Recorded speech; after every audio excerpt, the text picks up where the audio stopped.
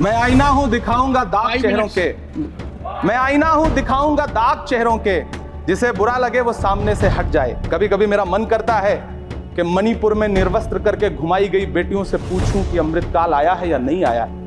कभी कभी मेरा मन करता है सभापति महोदय कि देश के लिए ओलंपिक लाने वाली बेटियां जो इसी जंतर मंतर पर घसीटी गई उनसे पूछूं कि अमृतकाल आया है कि नहीं आया है। कभी कभी मन करता है कि तबरेज अंसारी की विधवा से पूछूं, कभी कभी मन करता है कि सहारनपुर के उन 3 बच्चों से पूछूं जिन्हें छत्तीसगढ़ में लिंच करके मार दिया गया।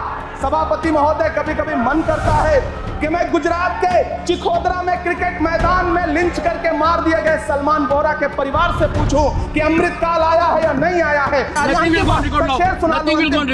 छात्र नौकरी मांगने पर लाठियां खा रहे हैं, 2 जून की रोटी मुहाल है, पेपर लीक ने लाखों छात्रों का भविष्य चौपट कर दिया है और देश को बताया जा रहा है कि अमृतकाल आया है। मोदी जी ने क्या किया है कि राजनीतिक दलों को तोड़ा और तोड़ करके चुनाव लड़े और चुनाव लड़ने के बाद भी आशातीत सफलता प्राप्त नहीं हुई है। जनता ने दिखा दिया कि दर्द की हद से गुजारे तो सभी जाएंगे, दर्द की हद से गुजारे तो सभी जाएंगे, तैरे या डूबे किनारे तो सभी जाएंगे, कोई कितनी भी बुलंदी पे चला जाए मगर आसमानों से उतारे तो सभी जाएंगे।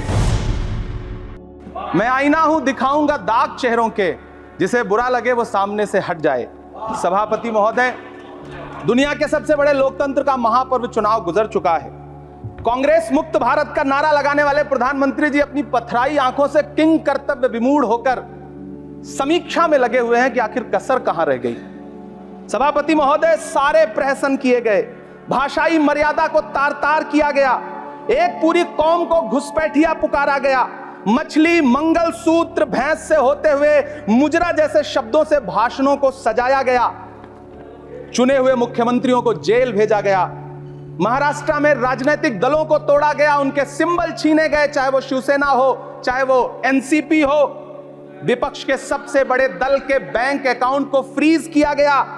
उसके बाद मोदी सरकार चुनाव लड़ने के लिए जनता के दरबार में गई, लेकिन बाहरी जनता ने दिखा दिया कि दर्द की हद से गुजारे तो सभी जाएंगे, दर्द की हद से गुजारे तो सभी जाएंगे, तैरे या डूबे किनारे तो सभी जाएंगे, कोई कितनी भी बुलंदी पे चला जाए मगर आसमानों से उतारे तो सभी जाएंगे।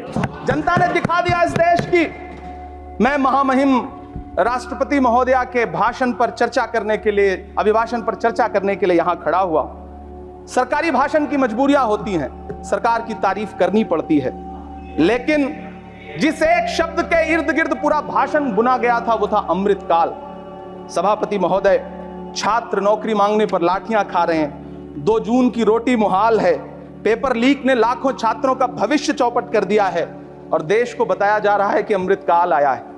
कभी कभी मेरा मन करता है कि मणिपुर में निर्वस्त्र करके घुमाई गई बेटियों से पूछूं कि अमृतकाल आया है या नहीं आया है। कभी कभी मेरा मन करता है सभापति महोदय कि देश के लिए ओलंपिक लाने वाली बेटियां जो इसी जंतर मंतर पर घसीटी गई उनसे पूछूं कि अमृतकाल आया है कि नहीं आया है।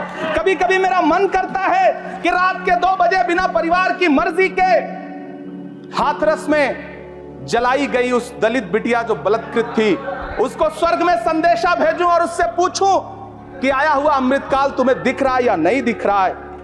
कभी कभी मन करता है कि मैं बिल्किस बानो से पूछूं कि देश में आया हुआ अमृतकाल तुम्हें नजर आ रहा है या नहीं आ रहा है। सभापति महोदय, कभी कभी मन करता है कि भीड़ के जरिए लिंच करके मारे गए पहलू खान की 85 साल की दोनों आंखों की अंधी मां से पूछूं कि देश में आया अमृतकाल तुम्हें दिख रहा है या नहीं दिख रहा है। कभी कभी मन करता है कि ईद के कपड़े खरीद कर लौट रहे 17 साल के हाफिज जुनैद से पूछूं, जिसे बल्लभगढ़ में ट्रेन में लिंच करके मार दिया गया, कि अमृतकाल आया है या नहीं आया है। कभी कभी मन करता है नजीब की मां से पूछूं, कभी कभी मन करता है कि तबरेज अंसारी की विधवा से पूछूं, कभी कभी मन करता है कि सहारनपुर के उन 3 बच्चों से पूछूं जिन्हें छत्तीसगढ़ में लिंच करके मार दिया गया।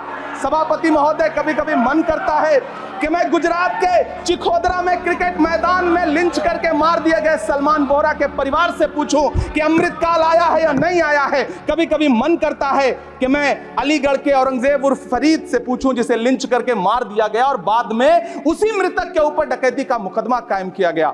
सभापति महोदय, यह कैसा अमृतकाल है जिसके अभिभाषण में स्वास्थ्य पर सिर्फ आधे मिनट पर चर्चा हुई।